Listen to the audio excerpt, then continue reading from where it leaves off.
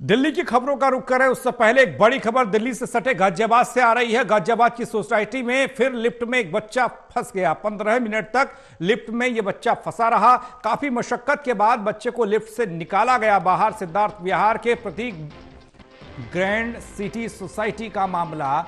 Society में रहने वाले लोगों का आरोप है कि सोसाइटी में आए दिन लिफ्ट खराब हो जाती है। घटना के बाद सोसाइटी के लोगों में गुस्सा भी है। एनसीआर की हाई राइज सोसाइटी में आए दिन ऐसी घटनाएं सामने आती है। गाजियाबाद के सिद्धार्थ विहार प्रतीक ग्रैंड सिटी सोसाइटी में 15 मिनट तक एक बच्चा लिफ्ट में फंसा रहा। 12वीं मंजिल पर फंसा रहा। लिफ्ट के अंदर कोई बटन काम नहीं कर रहा था। समझा जा सकता है कि उस बच्चे के लिए उस वक्त कैसी परिस्थिति बन गई होगी। लिफ्टमैन की बचाव कर सकता था।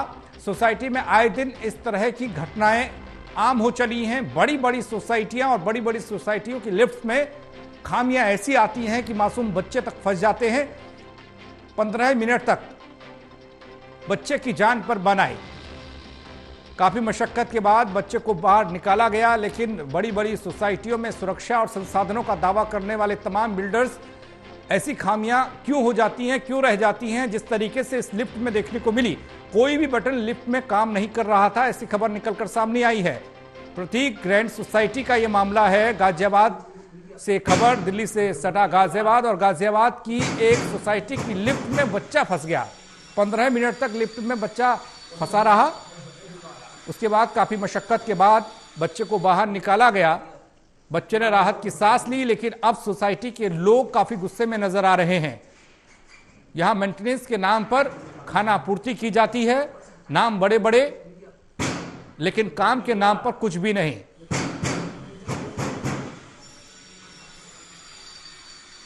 मैं गाजियाबाद सिद्धार्थ विहार प्रतीक ग्रैंड सोसाइटी में रहती हूँ। आज 27 अक्टूबर शाम लगभग 4:30 से 4:45 के बीच में मेरा बेटा जो कि 9 साल का है, वो सोसाइटी के ही C16 टावर में स्ट्रीट लेवल से चढ़ा। उसको 12th फ्लोर पर जाना था। 12th फ्लोर पर पहुंचते ही दरवाज़ा नहीं खुला लिफ्ट का। उसने कुछ बटन्स प्रेस करे लिफ्ट के अंदर, लेकिन कुछ एक्शन नहीं हुआ। फिर उसने अंदर से चिल्लाना शुरू किया। 12th फ्लोर पे ही हमारी फैमिली के और मेंबर्स रहते हैं। उन्होंने सुना कि कोई बच्चा चिल्ला रहा है, कोई हेल्प हेल्प बोल रहा है। तभी वो लोग सब दौड़कर आए। उन्होंने खोलने की बहुत कोशिश करी, लिफ्ट के दोनों दरवाजे खोलने की, लेकिन कुछ हेल्प नहीं हो पाई। तब वो दौड़कर नीचे आए, गार्ड को इन्फॉर्म किया। फिर C16 के ही टावर गार्ड ऊपर पहुंचे। उन्होंने भी पूरी कोशिश करी लिफ्ट का दरवाज़ा खोलने की, लेकिन लिफ्ट का दरवाज़ा नहीं खुला। तब कहीं जाके लिफ्टमैन को इन्फॉर्म किया गया, उसे इन्फॉर्म किया गया। तब लिफ्टमैन पहुंचे। लिफ्टमैन ने अपने कुछ इंस्ट्रूमेंट्स जैसे कि डंडा है या कुछ भी करके खोलने की कोशिश की, लेकिन नहीं हुआ। तब वो ऊपर गए। इतने में 15-20 मिनट पूरे हो चुके थे। हमें बहुत डर लग रहा था कि ये क्या हो रहा है, हमारा बच्चा अंदर है, अकेला है। लिफ्टमैन ने ऊपर जाके करा तो लिफ्ट खुली, और तब जाके हमारा बच्चा बाहर। करणबीर कश्यप जुड़ रहे हैं हमारे साथ, हमारे सहयोगी इसी खबर पर। उनसे ज्यादा जानकारी लेते हैं। करणबीर, लापरवाही किसकी थी और इसके लिए जिम्मेदार किसको ठहराया जाए, और आगे ऐसा ना हो उसके लिए क्या कुछ किया जा रहा है सोसाइटीज में?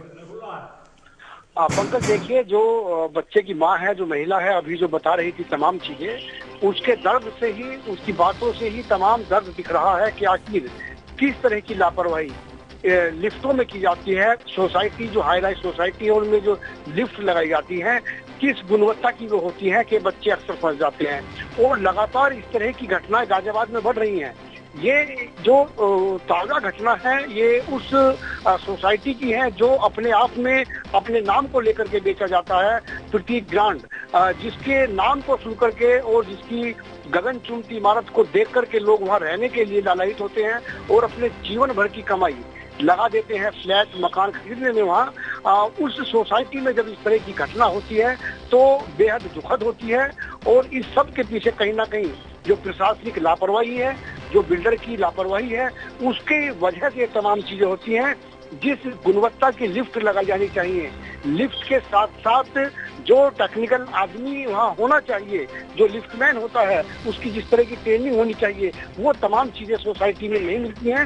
और अधिकतर सोसाइटियों में इस तरह की दिक्कत आती है। प्रतीक ग्रांड जी। के इस टावर में जो ये तमाम तरह की दिक्कत आई है उसमें करणवीर, जब बच्चा सोसाइटी को अप्रूव किया जाता है, पास किया जाता है, तब सारे मानक चेक किए जाते हैं, उसके बाद ही किसी भी सोसाइटी में रहने योग्य उसे माना जाता है।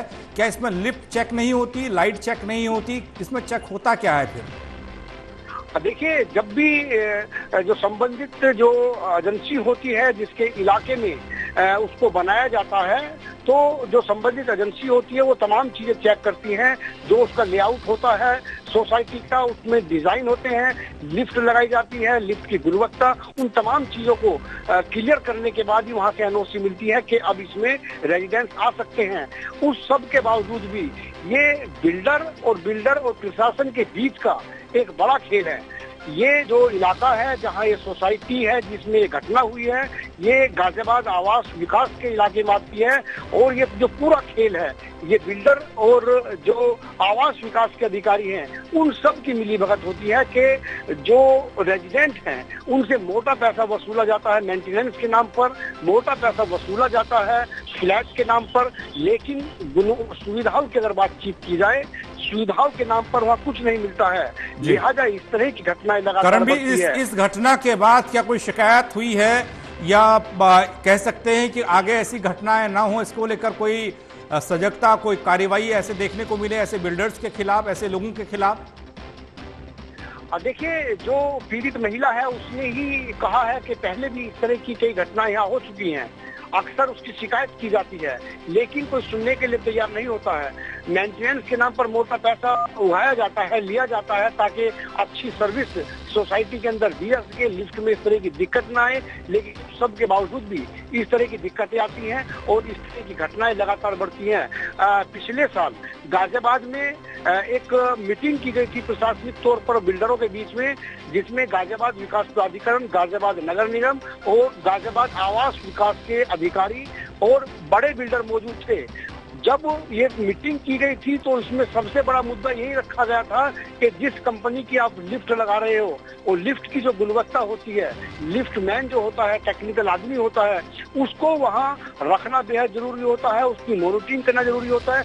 लिफ्ट पर लेकर के जोर दिया गया था कि घटनाएं बहुत ज्यादा बढ़ रही हैं और जो बच्चे हैं उन्हें बेहद दिक्कत होती है, जो बुजुर्ग हैं उनको बेहद दिक्कत होती है, बहुत ज्यादा महिलाओं को दिक्कत होती है क्योंकि लिफ्ट में इतनी ऊंची इमारत से नीचे आना और जाना बच्चे, बुजुर्ग और महिलाओं के लिए, जब लिफ्ट अचानक इस तरह बंद हो जाती है और उसमें वो फंस जाते हैं तो अपने आप में बहुत डरावना सीन अंदर का होता है। इस तरह की घटना पहले गाजियाबाद में हुई है। जब एक बुजुर्ग लिफ्ट के अंदर फंस गया, उसको हार्ट अटैक आ गया जब लिफ्ट नहीं खुली। ये तमाम घटनाएं हैं। उस घटना के बाद गाजियाबाद विकास प्राधिकरण, गाजियाबाद उम्मीद यही करणवीर की जाए कि आगे ऐसी घटनाएं ना हो और आगे जो मानक है उन मानकों के हिसाब से लिफ्ट भी लगाई जाए किसी भी सोसाइटी में, ताकि किसी भी बड़े हादसे से बचा जा सके। बहुत शुक्रिया आपका इस जानकारी के लिए। लेकिन सवाल एक बार फिर से खड़े होते हैं, चमचमाती गगनचुंबी इन तमाम इमारतों में जो सोसाइटी के एक बेहतर सोसाइटी के नाम पर लोगों को किराए पर फ्लैट दिए जाते हैं या लोग उन्हें खरीदते हैं, लेकिन वहां मेंटेनेंस के नाम पर घटिया क्वालिटी की लिफ्ट लगाई जाती हैं जहां पर बच्चे फंस जाते हैं। ऐसा ही मामला गाजियाबाद में देखने को मिला।